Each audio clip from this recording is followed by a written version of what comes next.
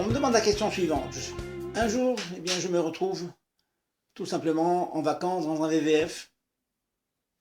Dans l'urgence, je dois préparer le repas de Shabbat. Je n'ai pas d'ustensiles, je n'ai pas de marmite, je n'ai pas de couteau. Que faire? Les acheter tout de suite à l'épicerie? Mais où pourrais-je tremper ces ustensiles? Il n'y a pas de mikvé dans les environs. Que faire? Première solution, c'est d'acheter ces ustensiles, bien les vôtres. Vous avez une obligation de tremper. Vous pourrez faire la chose suivante.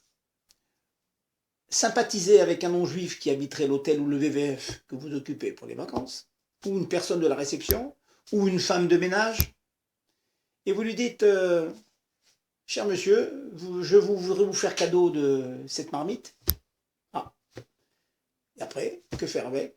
Et je vous demande la permission de l'emprunter de vous-même pour pouvoir l'utiliser. Il n'y a pas de problème, monsieur. Je prends la marmite, elle est à moi, et je vous la prête. Que gagne-t-on? On gagne que cette marmite empruntée chez un non-juif ne m'appartient pas.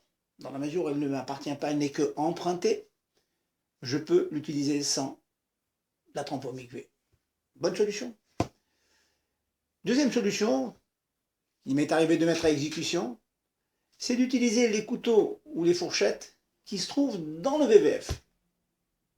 Elles ne sont pas cachères, qu'à cela ne tienne. Je prends une marmite, je cachérise la marmite. J'aurai l'occasion d'expliquer comment on cachérise. C'est un autre cours sur la cachérisation d'équilibre. Je cachérise la marmite, je cachérise les ustensiles. Ces ustensiles sont cachères, mais non trempés. Pas de problème.